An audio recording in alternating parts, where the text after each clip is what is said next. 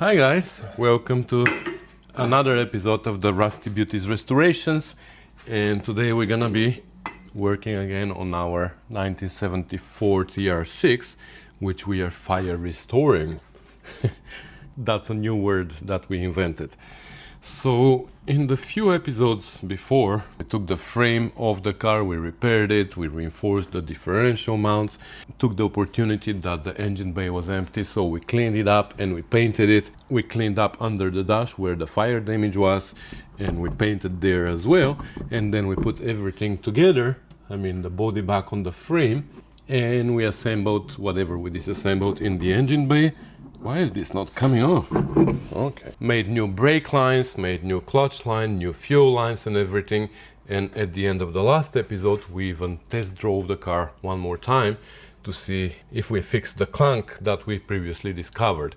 So for that clunk, we also had to rebuild partially the differential. Some of the thrust washers were broken inside, so we put new ones. And now it doesn't clunk anymore, which is great. But we faced a problem with the brakes. So we have brand new brake lines everywhere, but this wheel for some reason didn't want to bleed. There was no fluid or air coming out of this wheel cylinder. The other three bled perfectly, so we really have only two options here. It is either the flexible hose, which I thought was new, but it looks like maybe it's not, or the wheel cylinder, which again I thought it was new, but maybe it is not. So now we're gonna have to figure out up to where the brake fluid is coming and where we have a blockage. So without further ado, let's get crack-a-lacking.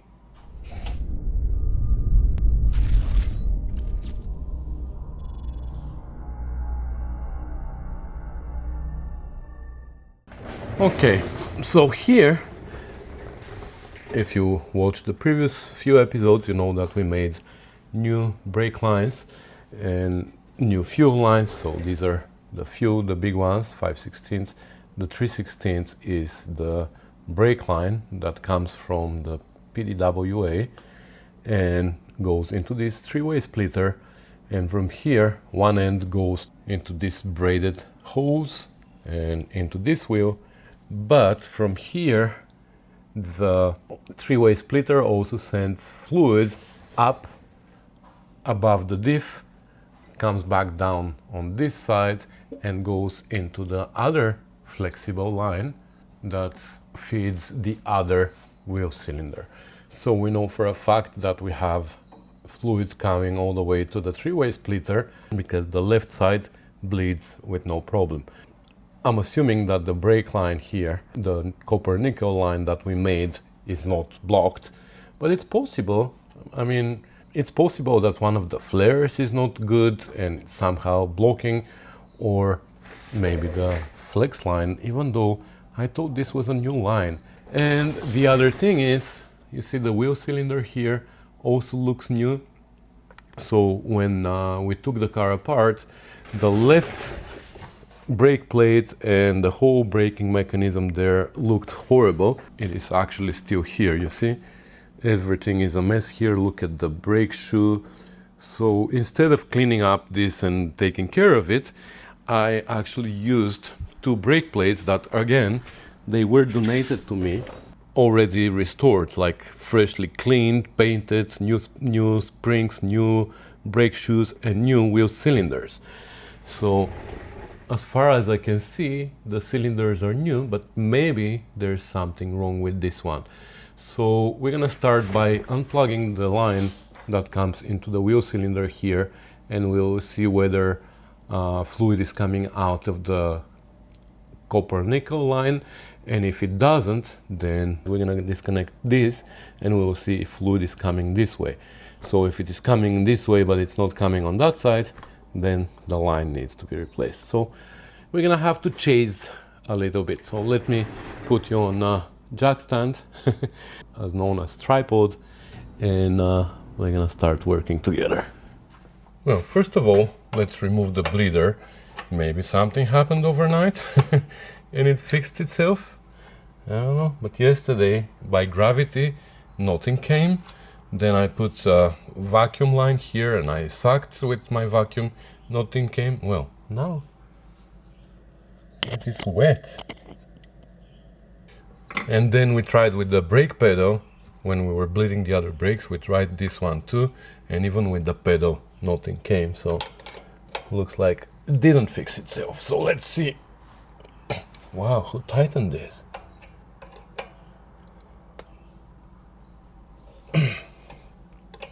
That would have been me, but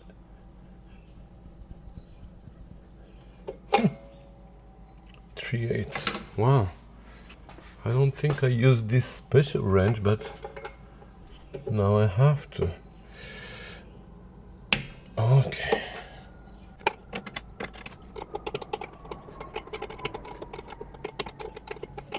Oh, looks like it's coming here. How come? There you go, it's bleeding. But it doesn't go through the wheel cylinder, so okay. So I'm gonna take the line out. Let me find my cup for here. Okay, so it is not the soft line, it is the actual cylinder. Okay, so I made myself before this brake line end, which I welded on one side, so it is acting as a plug now. So we're gonna take the line out and we're gonna plug it so we don't lose way too much brake fluid. Now here we have a small problem with that. Normally when you have a male fitting, it has a bubble flare, and female's fittings have a double flare inside. Well, if you remember from the last episode, this is the only place where there's an exception. The male fitting here has a double flare instead of bubble flare because the cylinder inside has a bubble. So that's the only exception where we have a male with a double flare. So now here inside we have two double flares facing each other. That's why it's not sealing very well, and I don't want to force it too much. Now we can take the wheel cylinder out and see if we can determine what's wrong with it, or we can just replace it. Okay. Now here, to be honest, you don't really need any tools to disassemble this. You see this, you just need to push this pin. There's one more here. This retainer, it's just a spring. So you push it in and you slide it up and it comes out. The pin also comes out and then you lose it. Now the brake shoes, you just pull out the bottom end after you remove the pins. You can pull out the bottom end like this. That loosens the tension on the spring. Then you do the same one on the other side. And now you can do the same on the top. And kind of take out one shoe, bottom spring, and the other shoe. And then the assembling is also with no tools, so it's pretty easy. Okay, so I don't know what's wrong with this cylinder, but we're gonna take it out. So we're gonna remove the split pin from the brake, from the e-brake. Okay, brake line is disconnected, and now here we have three plates in the back that hold the cylinder in place. Well, unfortunately, I did it again. I spent like forever to set you up right here, the camera right here, so you can look in the back with the light and everything, and then I removed these three plates from behind that hold the wheel cylinder. And then I realized that I wasn't recording. Anyway, I didn't show you how I removed those, but I will show you how I put them back together when the time comes. So now we can take the cylinder out, the e-brake lever and the cylinder, and look at that. Doesn't it look like a new cylinder? But something is wrong with it, so let's go take it apart and see what exactly is wrong with it. We can just blow air through it and see, but I'm actually gonna take out the whole piston. We have another one that we can install, but why not fix this one.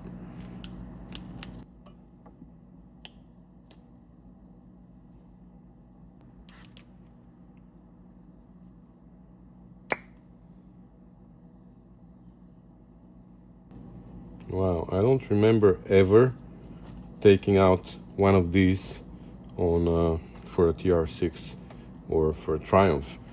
I remember rebuilding these thousands of times on my Russian Lada once upon a time, and Moskvich. I was just buying the repair kit, which was just this seal and this rubber, but actually there were two seals because these on the Lada, they're double-sided. They're two pistons that go out in both directions. Here we only have one. So anyway, yeah, there's some gunk inside. So let's just blow it with the air.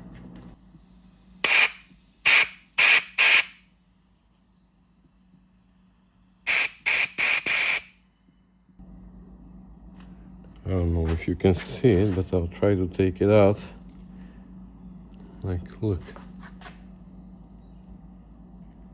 That's what it is. So that was what was blocking the whole wheel cylinder? Seriously? Okay. Well, I'm gonna wash it now with brake clean, and we're gonna put it back together and see if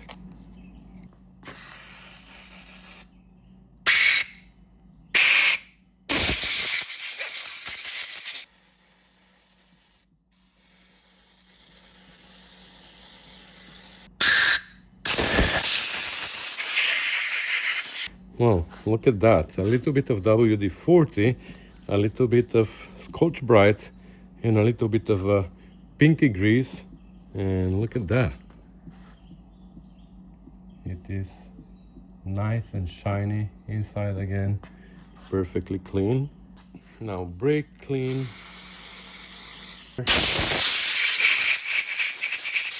And now we can reassemble it. A little bit of brake fluid here, just to lubricate it. And gently.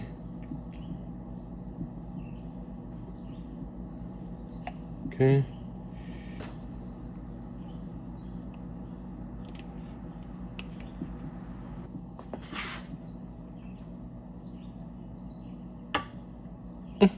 There you go.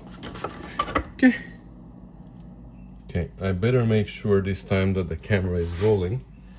So before we forget, I'm gonna put some grease right here where the cylinder is sliding left and right. Because like I said, this is a single-sided cylinder, so the piston pushes on one side on the brake shoe, and from the force, the whole cylinder slides in the opposite direction towards the other brake shoe. Then, before we forget, we put our e-brake lever, which goes this way, and then the cylinder, which goes this way with the slot here. And in the back, you see here, there's this notch. That's for the tabs on the e-brake lever. So like that. And now on the other side, we have these three plates that I'll show you. I'm gonna relocate you and I'll show you how they go. So we have the three plates. They are similar but different. The first one is the one with the two prongs sticking up, and we're gonna put a little bit of grease on the back of this plate too, because that's the one sliding towards the plate. So this one goes from the front to back like this. We need to bend it a little bit in order to push it in. We can tap it gently. There you go. It went in its place. Now the second one is this one, which doesn't matter if you put it this way or this way. but it goes from the back to front like this until the two prongs on that plate lock into these two notches here. Hope my hands are not in your way.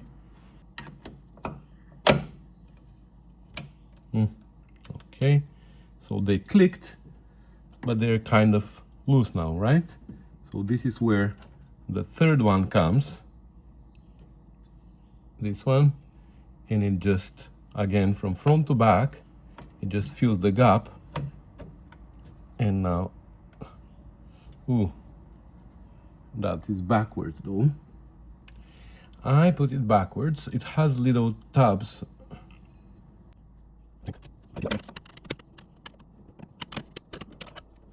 See, the ends are very, very little bent up, and that, I think, is to help it stay in place, like somehow locks here behind the cylinder, or no?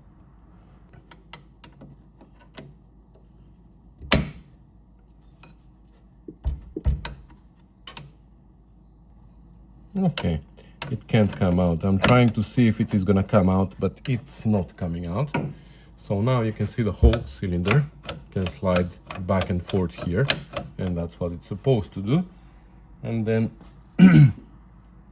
we have this rubber boot.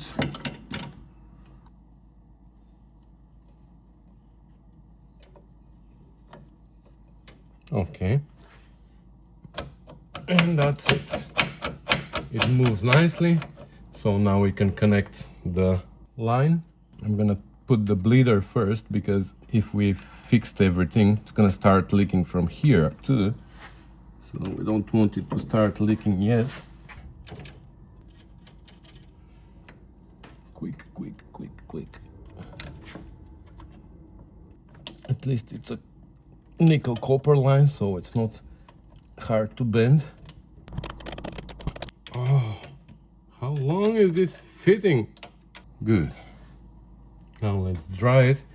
Assemble the brake shoes. We don't want to bleed it without the brake shoes, because we might push the cylinder out completely. So we need to have the resistance of the brake shoes, and then we're gonna bleed it. So the brake shoes have this little window here, and some sets of brake shoes make them exactly the same. All four of them are the same. So if you put them like this, they all have this little window up there. But this one, on this one, you have a front one and a rear one. So the front one is the one with the window. So the long spring is for the top. The short spring is for the bottom. It goes from the back like this. And then we can put this one here. Oh, come on now. Okay, so let's put the top first, but we're gonna make sure that at least this one is off. This one is here, and now we can put the lower spring like this. There you go. So now both springs are attached, and now we can just make sure that the bottom doesn't get squeezed more than that, and we can put the upper in place. And now this one can go in place, and this one can go in place, and that's it. And now these pins, they go from behind into this little hole here, and this retainer goes from the top up at the top down like this. And then same thing here. And now we can put the drum back on. Make sure that we align the screw holes with the two holes on the drum. Okay, so we're gonna just do the gravity method right now, because I don't have my helper, Nick. He's at work today, but gravity method many times works perfectly for me. So what I do is I put the hose on the bleeder, but I make sure that the hose goes up first and then down. I open the bleeder and I wait for the fluid to come, and I just watch for bubbles, and I just leave it open until no more bubbles are coming, and that's all. Many times that works, sometimes it doesn't, because air gets trapped in places of the line that are going up and then down. Then the fluid goes up, and right here at the top, like here at the top, the fluid is able to go down on the other side while keeping air at the top of the curve. So sometimes air remains in the lines and I have to bleed with the pedal, but sometimes it works perfectly fine. So let's see what's gonna happen here. Now we don't have a lot of air here. All of the fluid came out while we were taking the cylinder out and then back in, so the whole line up to here should be full. So we should have only the air inside the cylinder right now, in theory. So let's see. Okay, so we are open. I made sure that the reservoir on the master cylinder has enough fluid for the rear. Come on. Why is it not coming now? It should come, right? There you go. So it didn't come because air was coming, I guess. See, very, very little air, few bubbles. We can give it a few taps, but I think that's it. All the air came out first and then fluid started coming out. So we're done. That's where I'm gonna leave it. And tonight when Nick comes home, I'm gonna go through all the wheels, all four again, just with the pedal method, just to make sure that we don't have any more air. But I believe we are done with the brakes now. All right, time to look at some spaghetti here. This is a wiring diagram by Advanced Auto Wire for each year of the TR6. So what we used to have in this car was 1974 harness.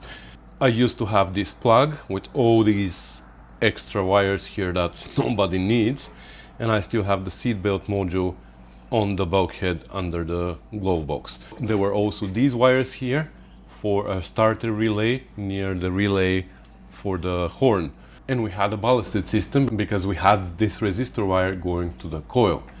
However, I went to measure the coil now to see what I have, and I have a 3 ohm coil. So that was not great. Who knows for how long this car was running like that. I'm not going to explain again how ballasted system works. I explained it in one of my recent videos, so I might put a link here somewhere. But what happens is the ballast wire has resistance about 1.5 ohms, and the ballasted coil has 1.5 ohm resistance. When we add the resistance of both the coil and the wire, we get 3 to 3.5 ohm. And the non-ballasted systems used to have 3 ohm coil, and we don't have a ballast wire, so we still have the same 3 to 3.5 ohm overall resistance. Here though, how this car used to be, it turns out we had the ballast wire 1.5 ohm and we had a 3 ohm coil, so we had 4.5 ohm at least of resistance, which means that we didn't have a great spark because the resistance was too high. But that doesn't matter anymore, because now what we are installing is a harness that I went and I found in my basement, and it looks like it is 73 harness. So let's go back to 1973 here. So this is the schematic for 73. And how do I know that it is a 73? Because it doesn't have this module here. So after 74, let's say for example 75 also had this seatbelt module, and 76 didn't have the seatbelt module under the dash, but it had it next to the horn relay, and it had all these color wires sticking right between the horn relay and the fuse box. So the harness that I found now doesn't have all this, so it is not 76. Doesn't have this big plug, so it's not 75. It is not 74, but it has this diode here, which correspond to 73. 72 also had this diode, but it had non-ballasted system here. My harness has ballasted system. It has this wire here, and it has the diode here, and it has this type of ignition switch also, because this is the late one with 6 wires going to the ignition switch. Because 72, so that's 72, had only 3 wires going to the ignition switch, or 3 color wires going to the ignition switch. 73 had this switch, and later cars, all of them, had the same ignition switch all the way to 76. So 76, 75, 74, and 73 had the same ignition switch, and 72 had a different one. And I don't have a starter relay here, which you can see here in 74. There was a starter relay. Well, all these wires normally stick next to the horn relay again, but I don't have these, so all that confirms that I have a 73 harness. So the difference between 73 and 74, as I see it here, is mainly, 73 and 74 is mainly how the ballasted system operates. 73 has a bypass wire that comes from the starter and it goes to the coil, and in 74 they decided to put a relay, a starter relay, that when you turn the ignition switch to crank position, sends power to the starter, and it also sends power through the bypass wire to the coil. So this, in the 74 it was done with a relay, in the 73 it was done straight from the starter. Power goes to the starter, starts cranking it, and then the white with yellow wire becomes live and bypasses the ballast resistor wire. And of course, big difference is here in the seat belt, safety, whatever, switches and stuff. But everything else is pretty much the same. You see here 74, 73. Even here everything is the same in the turn signal option, just all the seat belt stuff here is added. The lights are the same, the wipers are the same here, everything else is the same. Just how the ballasted system works with a relay or without a relay, and the seatbelt stuff, that's the difference. So we have absolutely no problem to use this harness in this car. We just need to change the coil to 1.5 ohm. I can bypass permanently the ballast resistor wire, but why not use it? So let's go to the car and quickly confirm that we have the wire from the starter to the coil, this white with yellow, and we don't have the wires here for the starter relay. So here next to the fuse box, the only wires that come out are for the horn. There's no wires for starter relay, and there's no wires for a seatbelt module. So I put that second relay down there because it was there before, but now we're not gonna use it, but we're gonna have it available for eventually an overdrive. When we decide to install overdrive in this car, we're gonna be able to run wires to that relay. Here are the wires that go to the starter. The white with red is the one that comes from the ignition switch. So when you put the ignition switch into crank position, this wire becomes live. The starter starts cranking, and I already confirmed the starter has an output terminal which is live only while cranking, and that's where we're gonna plug our white with yellow. And the other end of the white with yellow is right here at the coil. So what happened here is normally here you have the pink with white, which is your resistor wire, and you have only one white with yellow, which is your bypass wire, which comes directly from the starter motor. Only these two wires are here, and they have female spade connectors that plug in to the positive side of the coil. However, it looks like these spade connectors got ripped at some point, and somebody just crimped them together and added a third wire, again white with yellow. So now this white with yellow goes back out here, and into this spade connector, which plugs into the coil, which is basically the same thing, connects both wires to this terminal. So that's fine. So I already connected my multimeter here, so I can check that this end, this female spade connector, connects me directly to this white with yellow, and indirectly or through the resistor wire to the white wire here, which this is for the switch, the ignition switch. So from here to here I need to have about 1.5 to 2 ohms. From there to here I need to have close to 0, like no resistance, because let me show you. From the white wire on the switch to here I need to have 1.5 ohm to 2, somewhere in that range, because of the ballast resistor. But from here to here I need to have close to 0. So one end is connected already to the white with yellow here, and if I connect it to this white with yellow, we should have close to 0 resistance.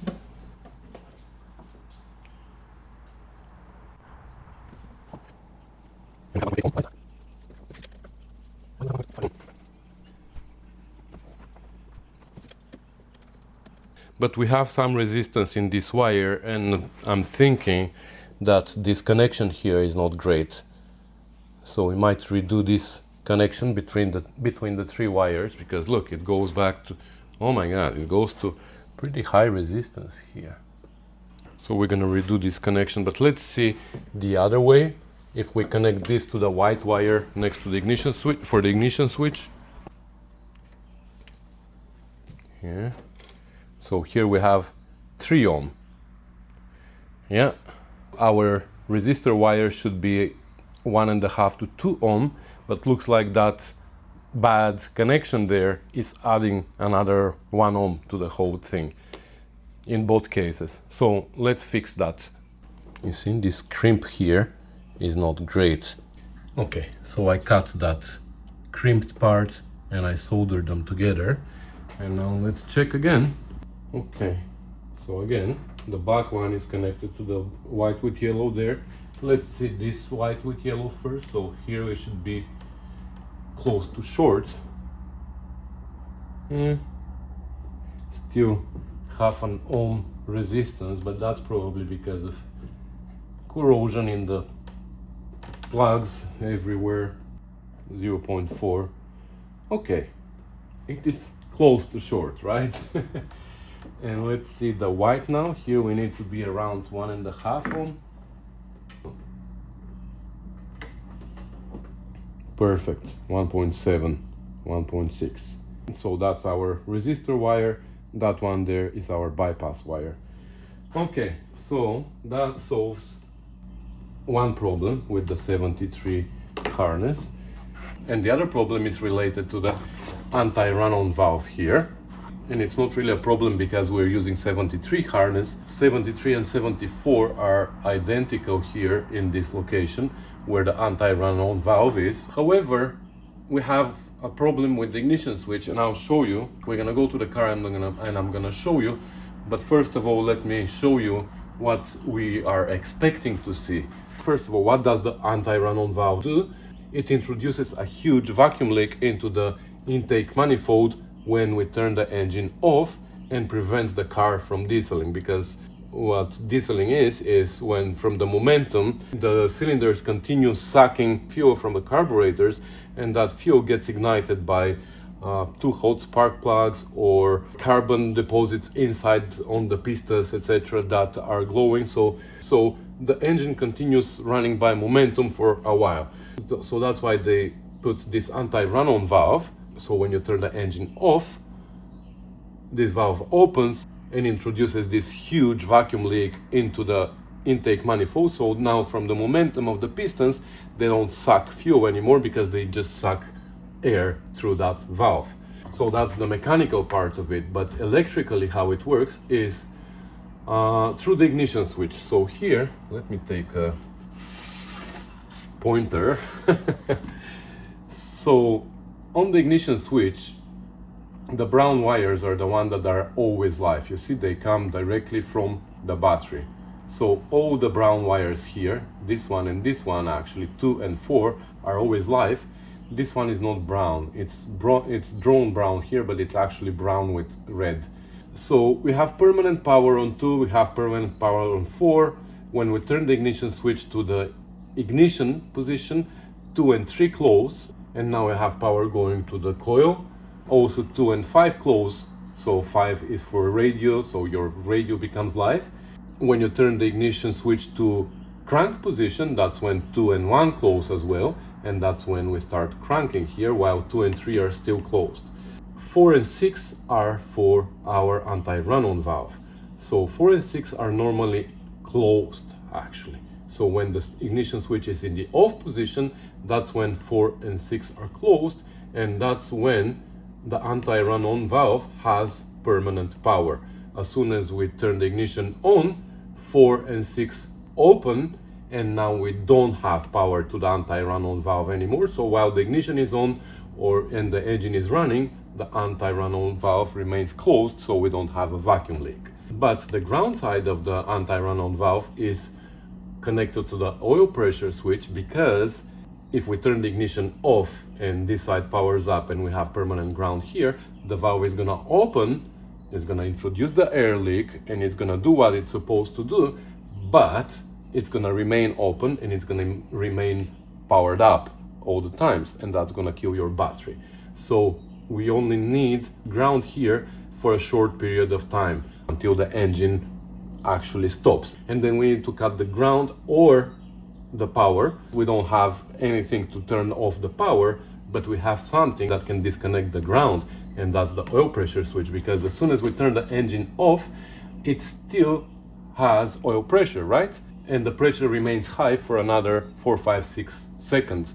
So this is very clever what the engineer did. They connected the ground to the anti-runon valve to the oil pressure switch. So when you turn the engine off, it has ground for 5, 6 seconds, and then when the oil pressure goes down, the ground disconnects, and now the valve closes again, and it remains unpowered, so we don't drain the battery. So that's how the anti-runon valve works. But for that reason, on the ignition switch, we need to have 1, 2 brown wires, and we need to have the white, and we need to have the white with red for the starter motor, and we need to have a brown with red that goes to the anti-runon valve. So let's see what we have on this harness. Actually, we have 1 brown, 2 brown wires, and then a little one, 3 brown wires for whatever reason.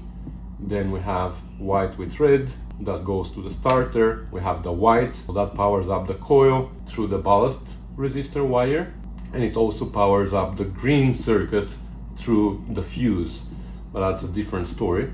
And then we have the little one, which the brown with red for the anti-runon valve, and we have also this white with pink, which is for the radio, and it's actually melted, but we're not gonna use that. I'm just gonna cut it off actually. So we have exactly what we need. Where is the problem then? Well, the problem is with the ignition switch, which came with this car. So this is the ignition switch from the 74. I don't have the ignition switch that came with this harness. The 73 harness came without the switch. But look at the back. It only has 4 wires going to it. And it's not great here. Somebody tapped into it for something. So we're gonna have to get rid of these wires and make sure that the connection underneath is good, which it's just twisted. Imagine the fire hazards here. So this is the 74 switch. This is the car that caught fire. So I don't think it is because of these connections here, but again, why would you do that? So we're gonna get rid of this. Okay, at least they didn't cut the wire here, so we're just gonna insulate it, but here they did cut it. Anyway, for some reason we only have 4 wires here. So we have the power coming to the switch, the white, which is for the coil, and the white with pink, which is for the radio. And when we turn to crank position, we power up also the white with red, which is for the starter motor. we don't have the anti-runon valve wires here. So how did the valve work? Because we did have the valve on the car. I have no idea. I can make it work, but I'm gonna have to use this wire, for example, the white with red, which I'm not, like I said, I'm not gonna use for radio, but I can use it for a relay and use the normally closed contacts on the relay for the anti-runon valve.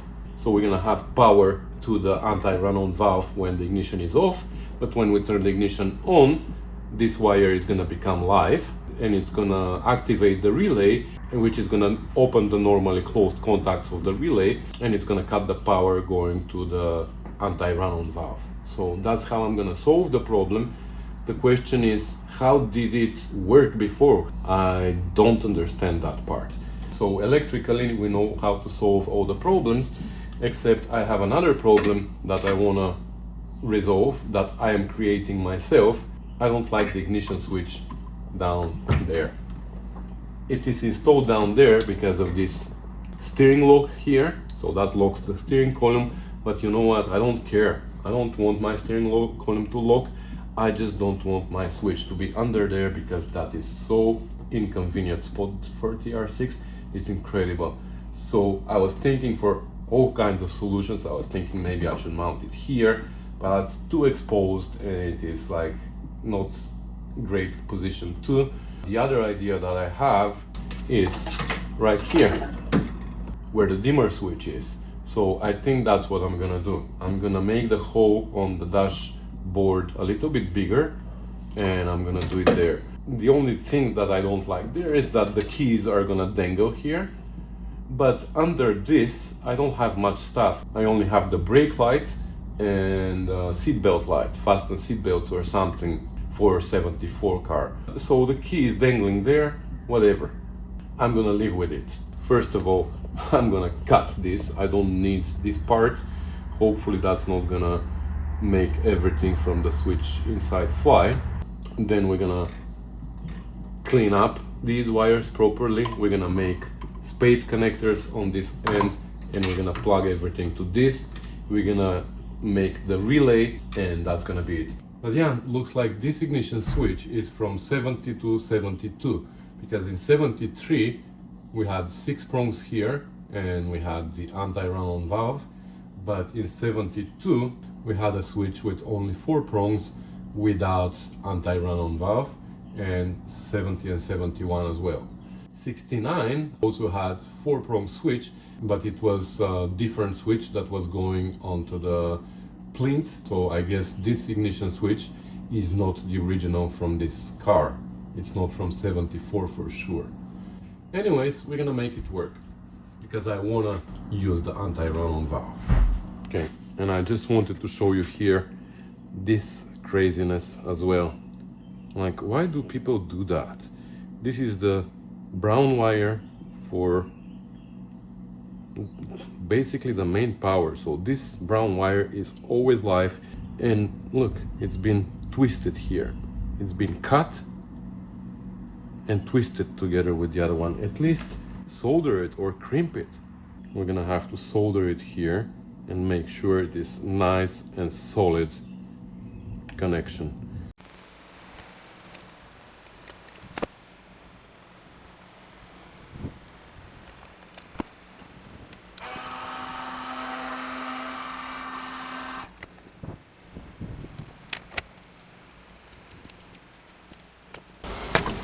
Okay.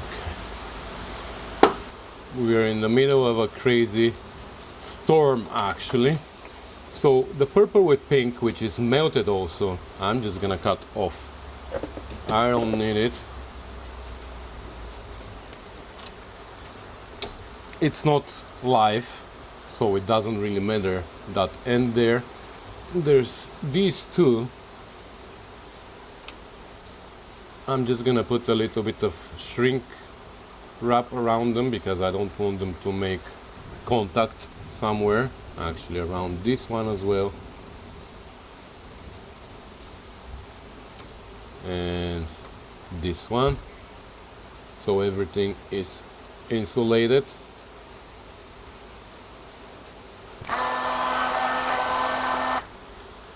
that shrunk too much.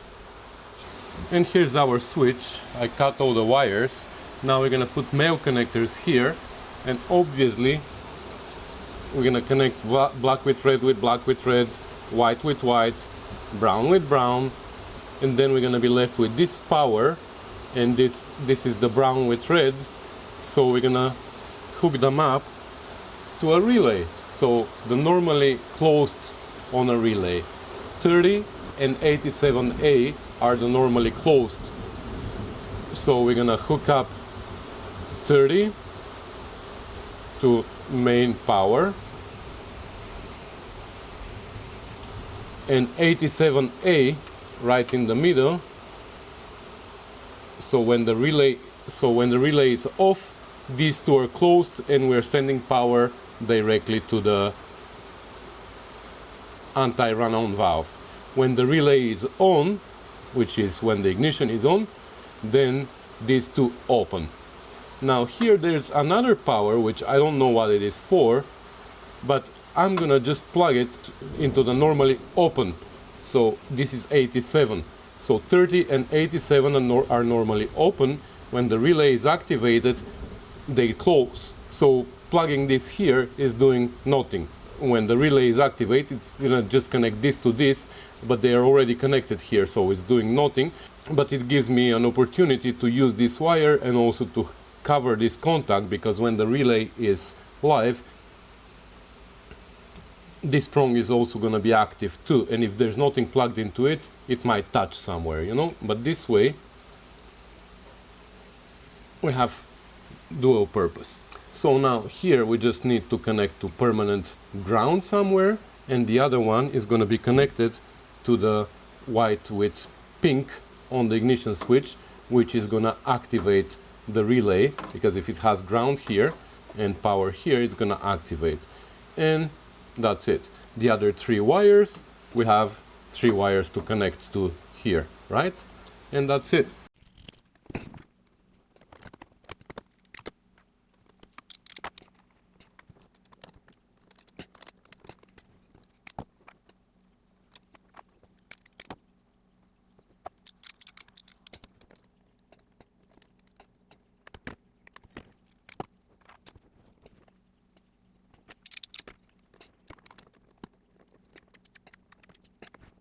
Okay, and we're done with the ignition. We are done. So that just needs to go through here like this, and we have more than enough wire to put this here. Actually, I want it like that in the center. We just need to insulate it here in the back as well, because I think that's where it's gonna end up, and I don't want it to shorten here in the back, right? Because we're gonna have live wires here. Now that it is done, we can unplug it like this, and like this, and we can take this and chop this off. We don't need it. Well, I did it again. I didn't film it. That was here, and it's not here anymore.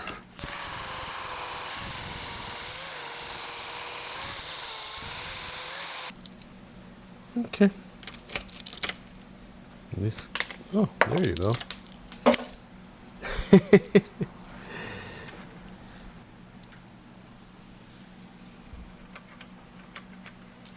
Okay, that's better.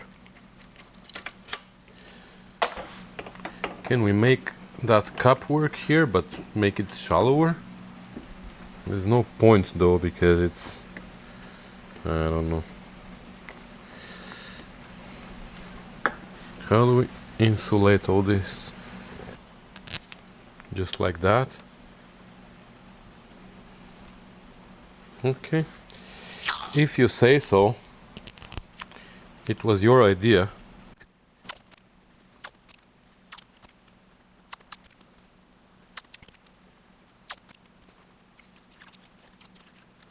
There you go. Again, your idea, not mine. But I think that's good. So the key needs to be like that. So the wiring is gonna be like that. Okay. Dun dun dun.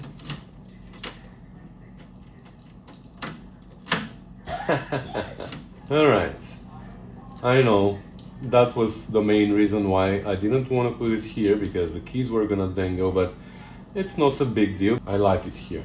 And there's more than enough room in the back. I can put my entire fingers in the back, so it's not touching anything. And I made it super tight. I had to press it really hard to shove it in, so now I can't even turn it from behind. I was worried that I was gonna be able to turn it with the key when I'm starting the car, but nah. It requires a lot more force than that to turn the whole thing. So here we are. I know that some people are gonna be upset with me, but I like it, so that's what matters.